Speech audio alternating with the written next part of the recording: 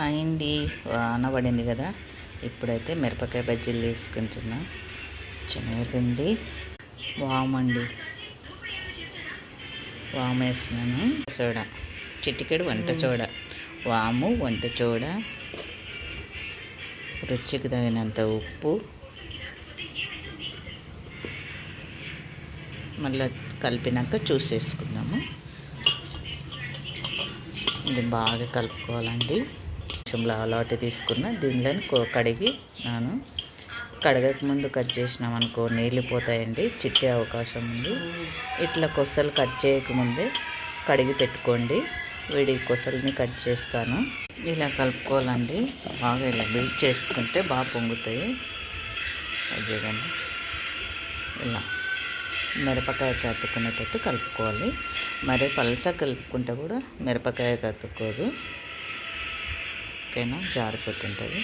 ఇప్పుడు బజ్జీలు వేసుకుందాం పదండి. చల్లగాలికి వాతావరణానికి వేడి వేడి బజ్జీలు వచ్చేసేయండి. ఇలా కట్ చేసి పెట్టుకోవాలి. అప్పుడైతే మిరపకాయ బజ్జీకి బాగుంటుంది. ఇవి కారమే ఉంటుంది అనుకుంటున్నా.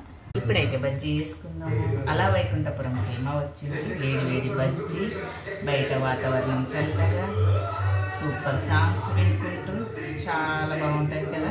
ఇట్లా మిర్చి బజ్జీ వినుకుంటూ ఉంటాయి. ఎంతమందికి ఇష్టమో కామెంట్ బాక్స్లో కామెంట్ చేసేయండి. మీరు వర్షం పడినప్పుడు ఏమేమి స్నాక్స్ వేసుకుంటారో కూడా కామెంట్ చేసేసేయండి ఫ్రెండ్స్.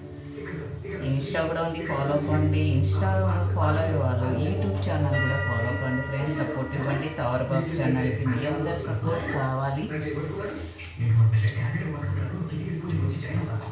మీరందరూ సపోర్ట్ చేస్తేనేనండి ముందుకు వెళ్తూ ఉంటాము. తారబాబు నేను.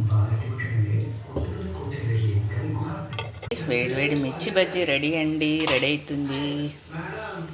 మా ఇంట్లో మిర్చి బజ్జీ అలా వైకుంఠపురం సినిమా పడిందండి మా టీవీలో. మిర్చి బజ్జీ రాడీను అయ్యింది ఓమైనా, మిర్చి బజ్జీ పట్టాల, ఉల్లిగడ్డ నిమ్మకాయ పిండుకొని తింటుంటే ఓహోనా అనకుండా ఉంటావా నువ్వైనా మైనా ఓ మైనా.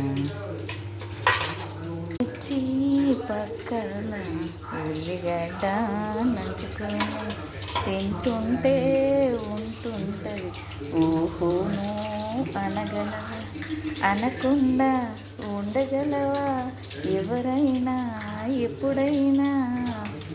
రెడీ అండి మిర్చి బజ్జీ. ఓకేనా, తిన్నాం రండి.